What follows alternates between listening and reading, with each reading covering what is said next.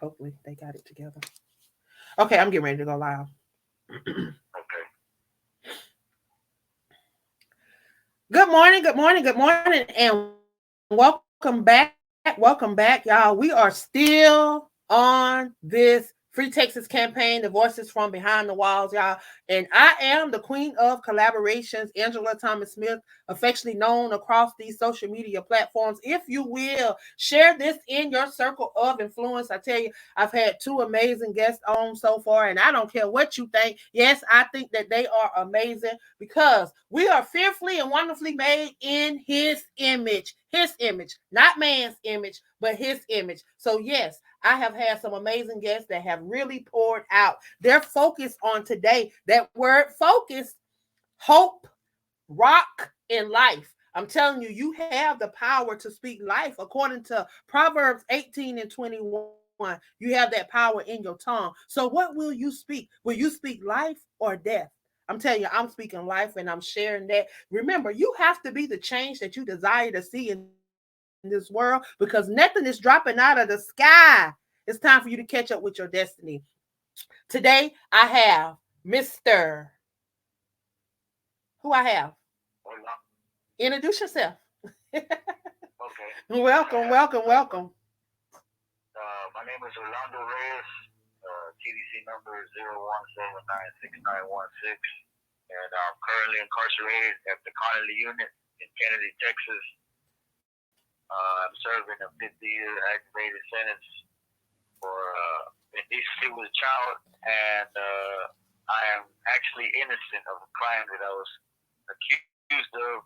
I've been incarcerated now 12 years, and I am very grateful for this opportunity to share my story with the world, and I have exhausted my remedies, but I am currently in the courts right now on an actual innocence appeal, uh, and I'm hoping and praying God will deliver me this time. Uh, I'm seeking help from the outside world. Uh, it's been hard down here, and I believe that God opens doors, and this is one of the avenues that He's opening for me. He's allowing me to share my story. Grateful, feel blessed, confident. It's been hard down here these 12 years. Uh, I only got support from my mom, who's 75 years old, suffering from diabetes and cirrhosis of the liver. So things, I don't have much support, and financially only she's the only one. She's struggling herself, living off a Social Security check, trying to pay her own bills. Uh, that's pretty much my story, and I just hoping that someone will have compassion and reach out to me. I'm seeking support from every angle, whether it just be a letter of encouragement, financial support if possible,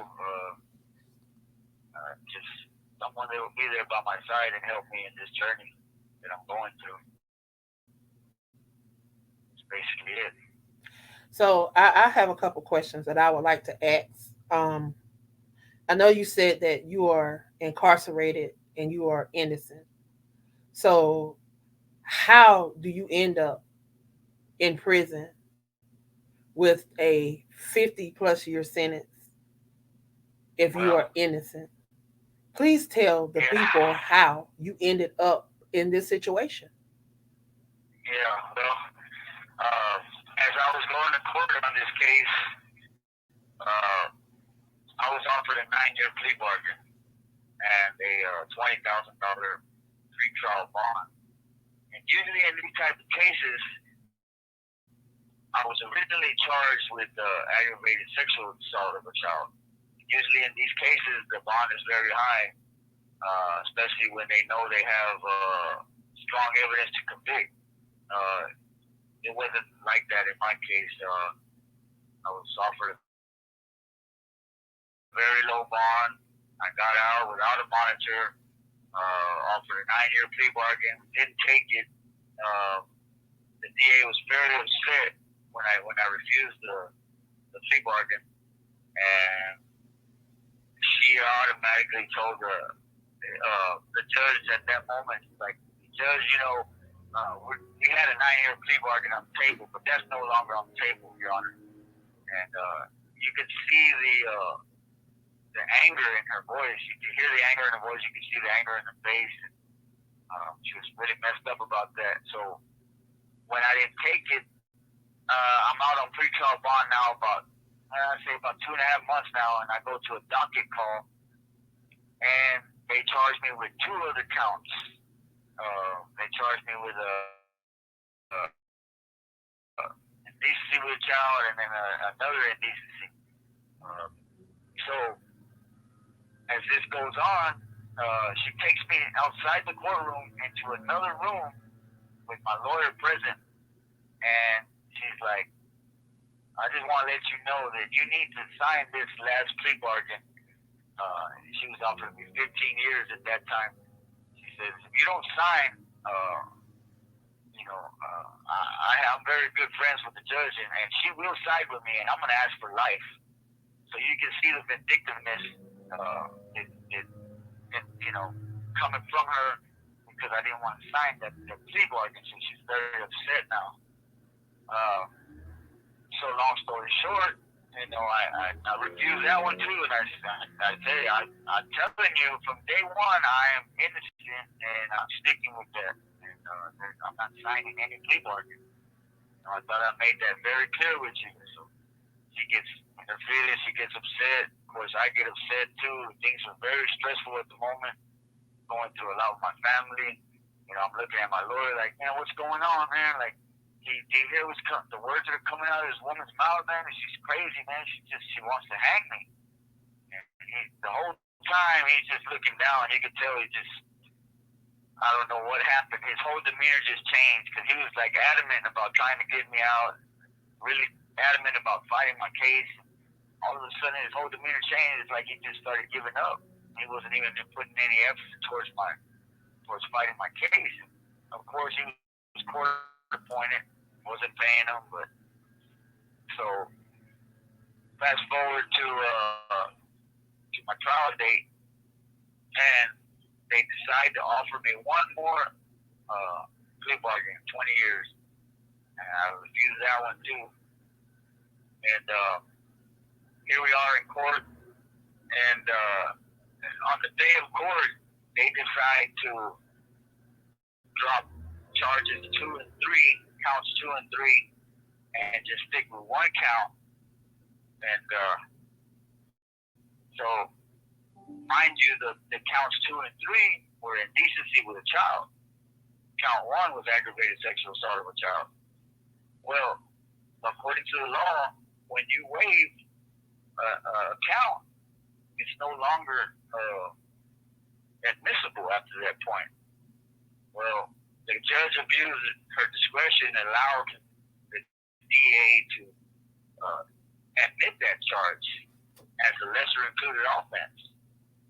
So I get found not guilty for the greater offense of aggravated sexual assault of a child, but I get found guilty for the lesser included, which had already been previously abandoned and waived, which is no longer admissible. So the injustice that was done against me in court was horrible, man. And I didn't realize this type of this charge.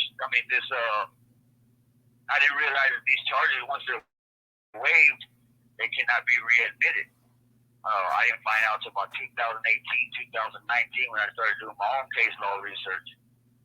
And, I always felt in my spirit like, hey, there's something wrong here. There's something wrong here. And I hadn't even looked in the law books yet.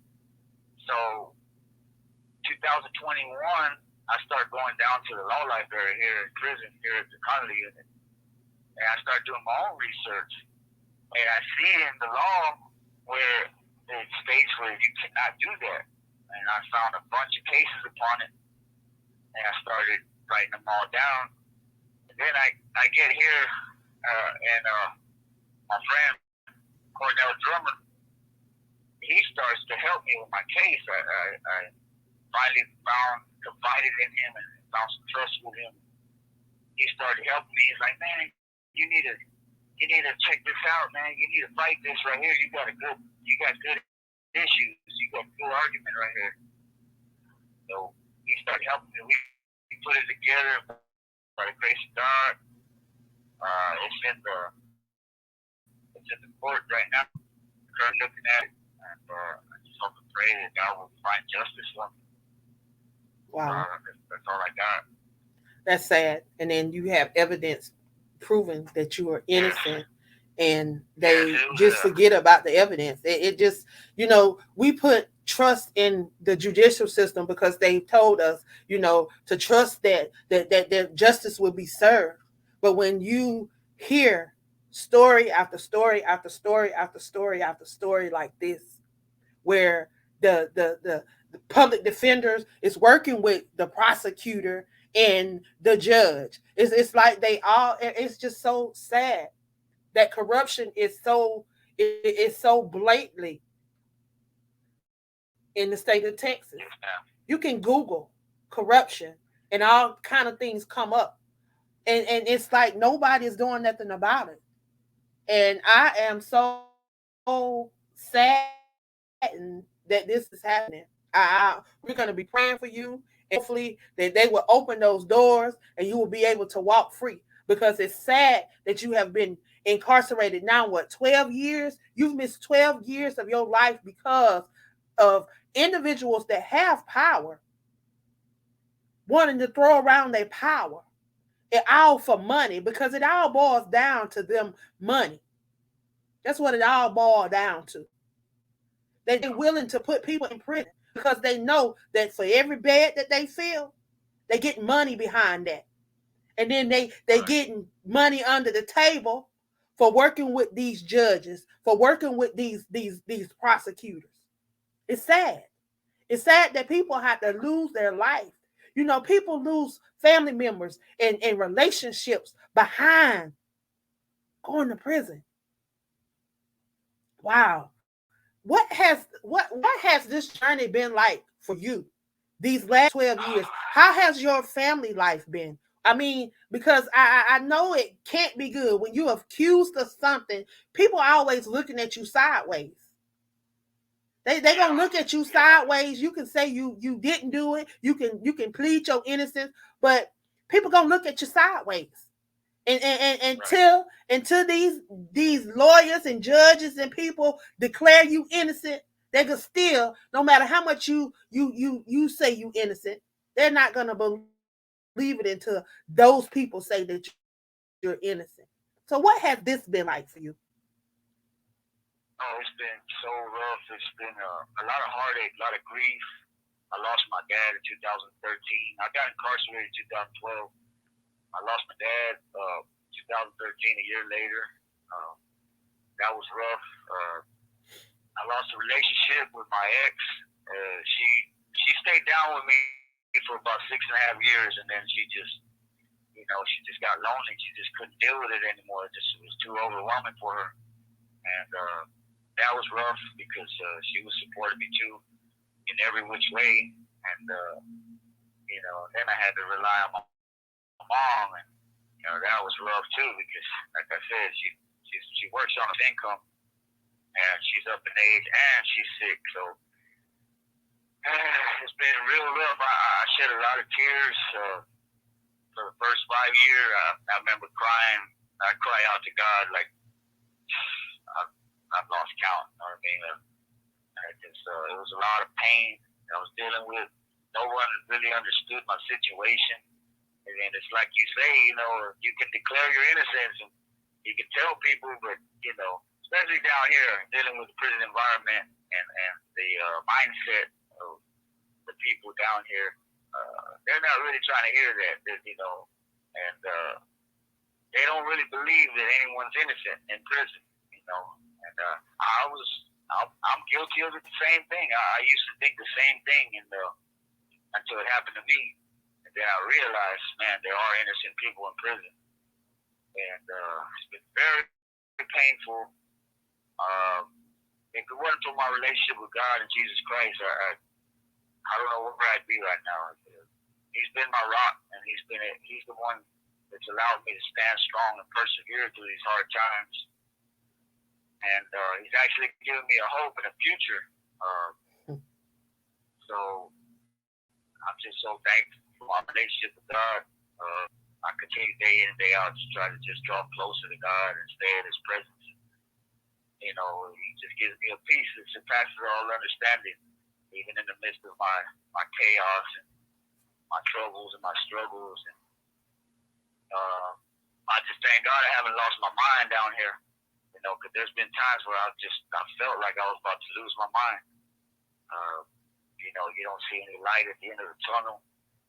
You know, no one really believes you. No one really wants to help you. You know, you're crying out, you're pleading for help.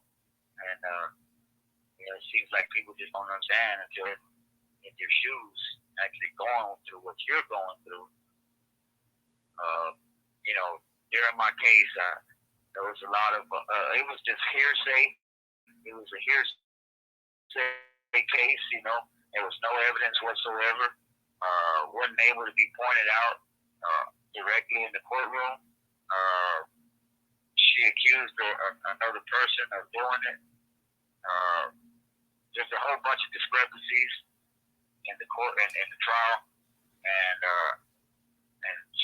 just a lot of corruption. You know, they manipulated the charge, and the judge abusing her discretion, allowing the DA to inadmissible count that had already been waived and abandoned. You know, so I was found not guilty for the greater, the lesser, but you cannot admit the lesser included offense because it had already been waived and abandoned. So according to the law, that's void. It's no longer admissible. So there was a lot of injustice. It was just it's amazing how they get away with these things. Then you come down here and you got to fight for your own, and I wasn't financially stable like that. My people have money like that to hire a lawyer, you know. So I had to do what I could do with, you know, a jailhouse lawyer. You know, they really don't honor those things either. The courts are very, very picky on how they deal with things. But yeah, it's been hard. It's what do? It's been very hard. I'm, you know, some days are better than others. You know, I'm getting by. You know. Well, I want you to stay encouraged and stay focused. I tell you, God dropped that word in my spirit as the last gentleman was on, and that word focus. Stay focused.